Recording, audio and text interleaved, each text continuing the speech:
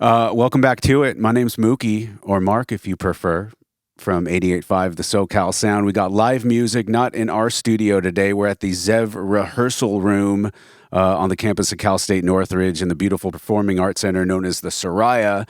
Live music from Palms Station and Torii Wolf. So let's get into the music, and then we'll have a chit-chat.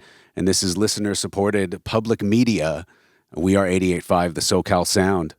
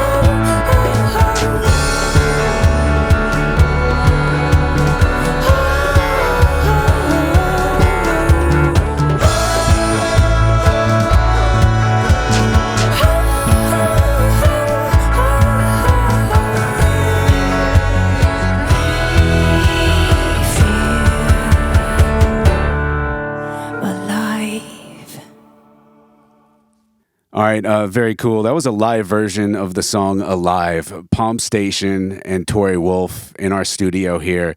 Amazing. I'm so glad you're here today. Hillel, it's so nice to meet you for the first time. Pleasure. Thank you. And Torii, we have a bit of a history together. We've known each other off and on for many, many years. Many. Real quick, who's in the band that you brought today? Obviously, you've surrounded yourself with amazing musicians. Yeah, so I work as a cantor in a temple, and most of the people there are people who for years have been singing with me. So they're people who, like, every single week we sing, and it's kind of improvisational. So we're sort of used to just, going with the flow. The song we just heard was Alive. And we're getting all new music off of this new record, Stand Together, Fall Apart. Is that right? Yeah, correct. Yeah, and if I could just ask a real broad question, painting in broad strokes here, what is that particular song about? That's not nice. No, trying to keep it PC. Okay. What's that song about?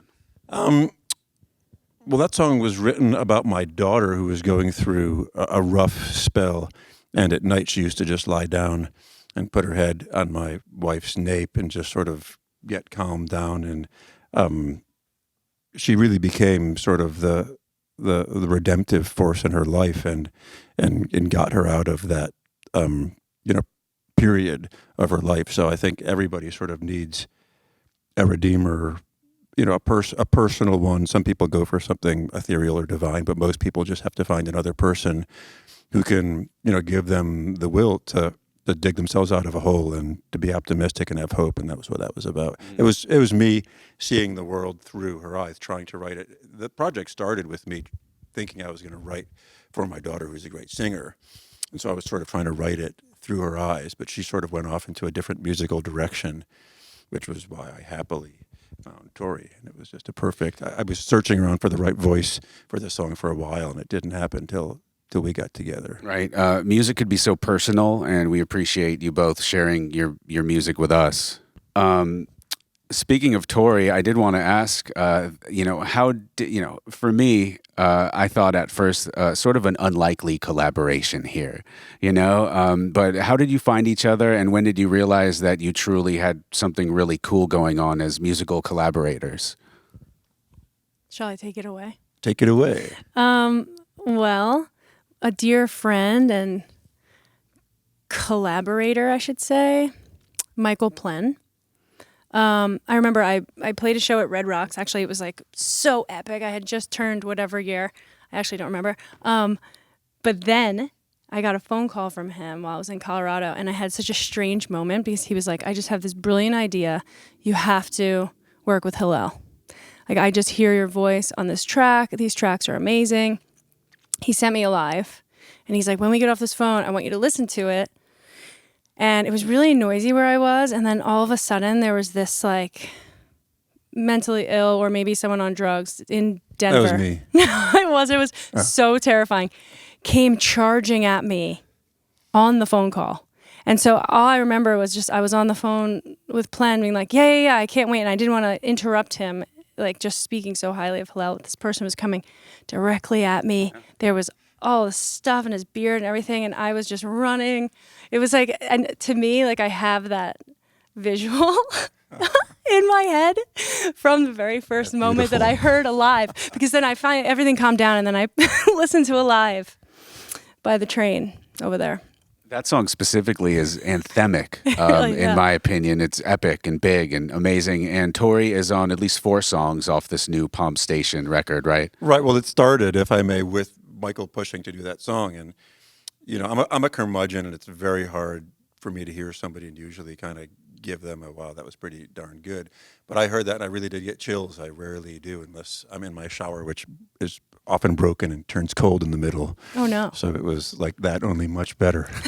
But anyway, so the idea was to do a song, and Torii came by, and it was, I gotta say, like, as much as the music was good, we were laughing so hard, I think, the whole time. I mean, every musician wants to be a comedian. I don't know about you, me. And she was like a very easy laugh, a total like sucker audience. Like she'd laugh very easily at all of my corny jokes, and so it was a hell of a lot of fun. That was sort of like front and center in my mind, like get another laugh. And we had so much fun at the end. It was like, this actually sounds pretty good too. But then Torii was like, we should do a whole EP, and I was thinking, that's a great idea. It was just that combination of artistic clicking, her voice, her attitude.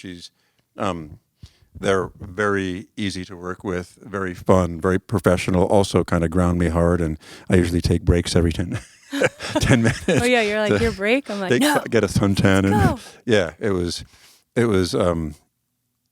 was intense, but in a great way. So we just went forward and did 4 that are on this record, and then we did 2 more. So that's in the back pocket. Amazing. Torii is an amazing individual, extremely nice. But, if you don't know Torii, I told you off the air, looking at your social media and stuff, you're kind of a menacing presence.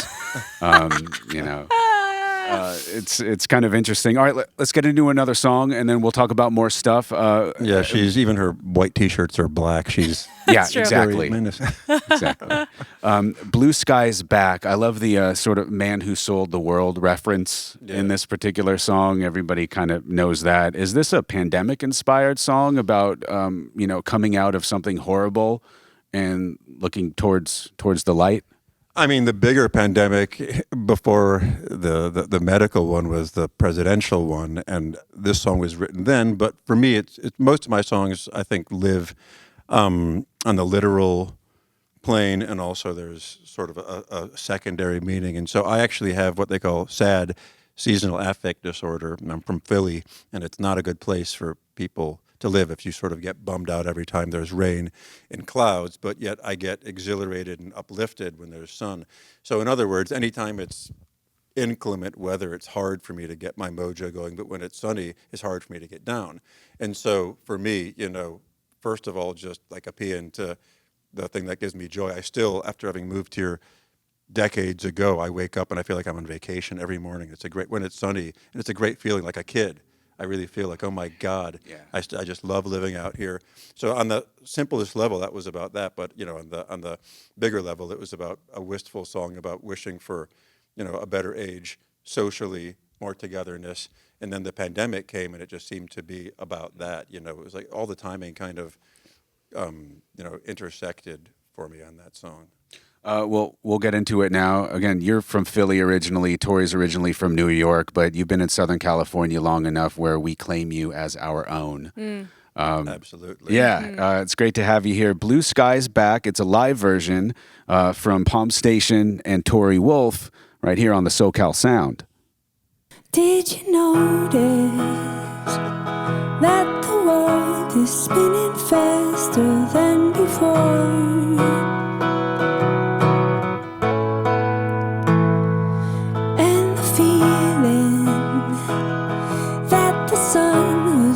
Shine, don't come no more.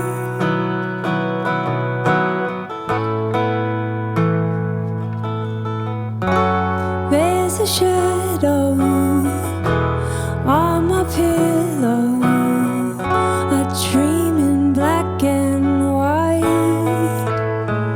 I want my blue skies back. Been around the world and seen it fade to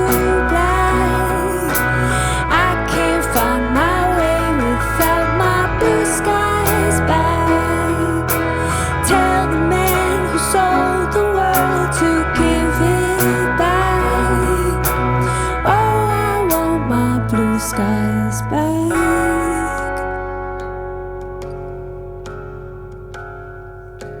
Can you hear me?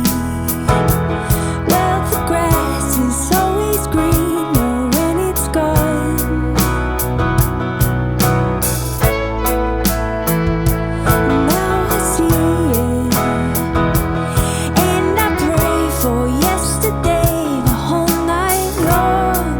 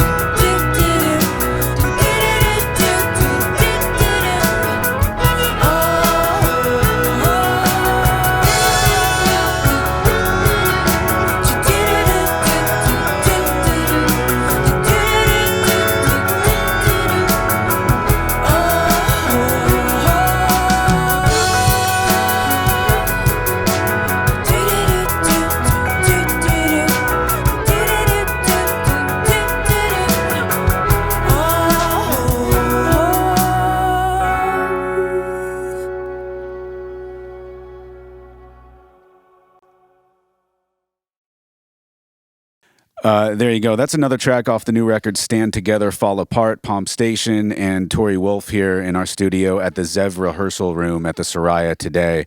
Again, we're listener-supported public media in SoCal. If you're not a subscribing member, sign up and subscribe or donate to the cause through the SoCalSound.org.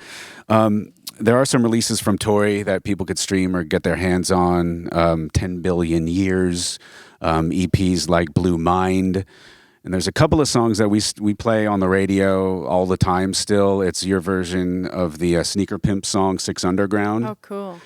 And which is great. Some 90s nostalgia right there. Yeah, covers can be fun. Yeah, I'm a sucker for covers or a tribute song, some people might call it, you know. So happy to share your music on the radio. Also, there's a song, Shadows Crawl, which I think you collaborated with hip-hop producer DJ Premier. Yeah. And you guys worked on a whole record together, from what I understand, right? Yeah. That's another sort of collaboration that, you know, had me surprised. How did that come about? Well, that's actually how I know Michael Plen, is through DJ Premier team. But how did that come about? Really, it's the manager, DJ Premier's manager. His mom is also friends with my mom.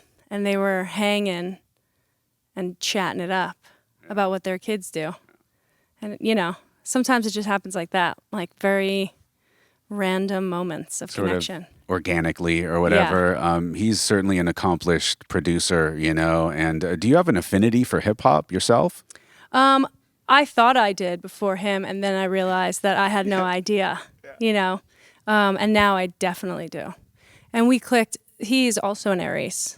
I work with a lot of Aries. That was the first thing you said to me. Yeah. That's why I think you wanted to collaborate for a long time. I was like, oh, he's an Aries. Another Aries. I need an Aries. Yeah. Love the Aries men collaborators.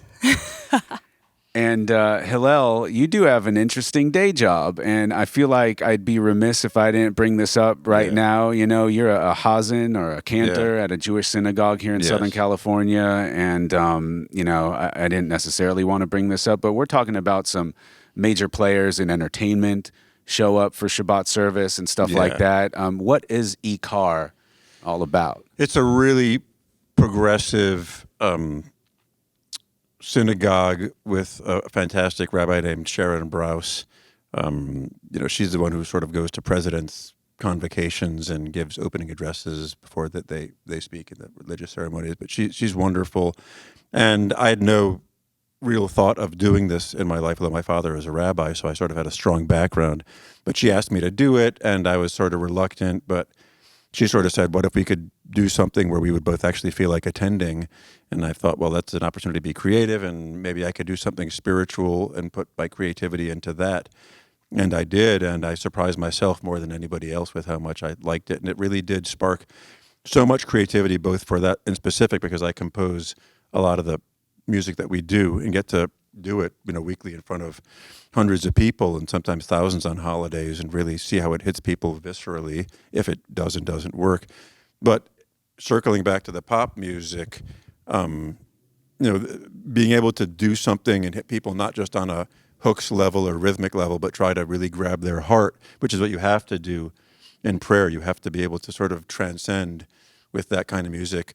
It was a great thing for me to bring back into the pop music, or at least attempt to do that. And I feel like I've been, you know, on top of my pop game much more after and during, you know, the period of doing the spiritual music, trying to have something, like you said, if you felt like Alive was sort of anthemic, it's because in my mind when I'm writing, I'm picturing all those people, and I know if something works if they close their eyes. And with that song, it was an amazing thing where I wrote it, and I figured it was the first time I'd done an English song. I said, I'm going to try this out and see what happens. And midway through the second chorus, everyone stood up and started singing it, you know, just chanting. They'd never heard it before. So that was when I sort of know, like, there was some powerful effect it had. And since then, it's kind of become the anthem at the temple, even though it's English. We'd never done that before, so it's an interesting thing. But yeah, there are a lot of artist types and entertainment types, you know, bigwigs who show up there. But curiously, it's like it's the anti-showbiz place. It's very down to earth. People are dressed like you are now, you know, sackcloth, ashes, and flip flops, and but people love it because it's down to earth, and it's just something that really draws people together in service of community and social activism. And most people, a lot of people that aren't in it for the religious thing, but they sort of are able to glean the messages that are universal to all religions that are, about togetherness and justice. So I love it.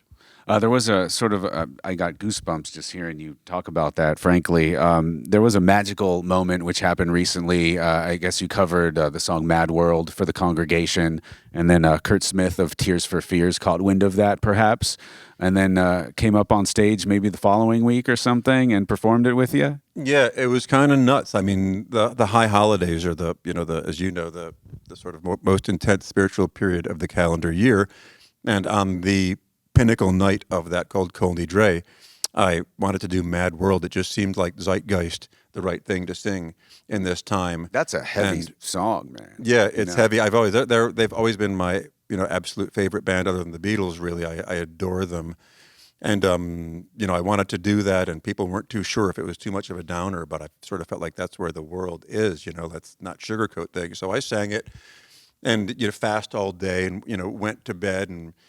Woke up to get a drink of water or something at like 11 p.m. There was a little beep on my phone, and my friend says, "Dude, did you see the tweet from Kurt Smith?" And I'm like, "What are you talking about?" He's like, "He saw you do Mad World," and he. So I look on Twitter, and it said like, "Amazing, beautiful job. One of my favorite covers ever of this." And I was like, "Holy heck!" And I ran down and. I forget, maybe I got more water and came back up. Anyway, about half an hour later, another ping, and it's like my email, and it's Kurt Smith. He's like, "I hope you don't mind. I tracked down your email, and that was really beautiful. Just wanted to thank you for doing that." So we started chit-chatting, and like usual, comedy and humor is my thing, and I was laying, a little bit of that into it, and he said, I'd love to do it with you one time if you don't mind a Gentile doing it. And I said something like, you could be billed as a Gentile giant if you want to, and do it with us. So he liked that. And anyway, he came over and we jammed a little bit, and we did Mad World, and then I said, well, we have this other song, Alive, that sort of might be nice to do also. It's also sort of a period of all this crazy racism and anti-Semitism, and to us it's sort of a symbol of resilience, and so he sort of felt really good. He sort of came out right after the Kanye episode and just gave a big middle finger to Kanye and sort of stood up for his friends in the Jewish community. So he did Alive, and then another song by a band called Elbow, and the people who were here today, we all practiced it, and we did 3 songs, and he was just the sweetest guy, like the most, in the whole room, he was like the smallest ego. Mine, of course, is monstrous, but I mean, with the other, of course, humble we've people experienced how you could be a diva. That's for sure. Palms Station and Torii Wolf here on 88.5 the SoCal Sounds. That's really it. We do want to rip into a couple more live songs. A version of "I Don't Know the Way to Your Heart," which has been played on the SoCal Sound a little bit. Hopefully, our listeners are familiar with that song, and we'll get right into "Lay Down Your Arms," which I think the subject matter on that tune is pretty self-explanatory. Hillel, amazing to meet you. Torii, I can't believe we're still doing this after all these years, Totally. I think I have more Torii stories, but we'll save that for next time. Private. Yeah. Private mixtape. Yeah. Thanks again for joining us. Thank you. We love this station. Thank you. Thank you so much.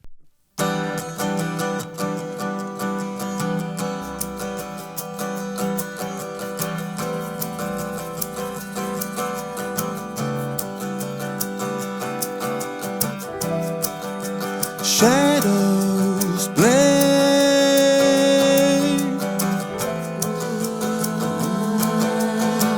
on the streets in the night. No star fades.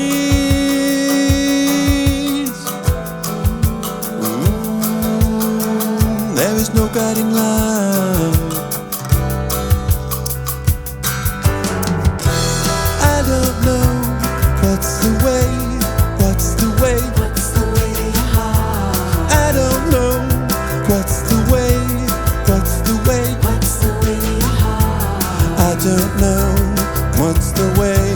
What's the way? What's the way to your heart? I don't know. What's the way? What's the way? What's the way to your heart?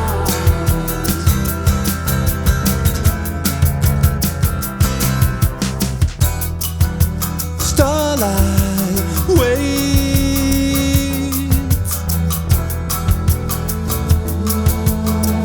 through the sea of the night, and headlights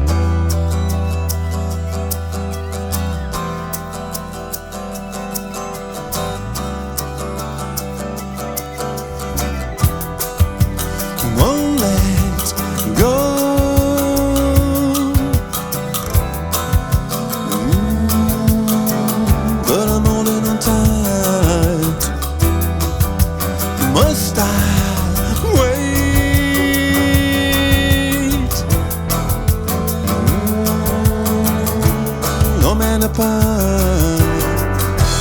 I don't know what's the way, what's the way, what's the way to heart. I don't know what's the way, what's the way, what's the way to heart. I don't know what's the way, what's the way, what's the way to heart. I don't know what's the way. I don't know. I don't know. I don't know. I don't know. I don't know. I don't know. I don't know. I don't know. What's the way to run? What's the way? What's the way? What's the way? What's the way to run? What's the way? What's the way? What's the way? I don't know. I don't know. I don't know. I don't know. What's the way to run?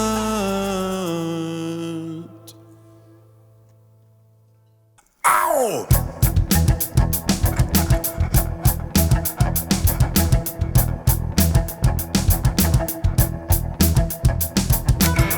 Well, all is fair in love and war, but you're not fighting fair no more. Live by the fist, die by the sword. Fuck with the bull, you get the horn. Now, here we go. Mad situation, loss of control. You wanna make big noise with all the big boys. Lay down your arms, lay down your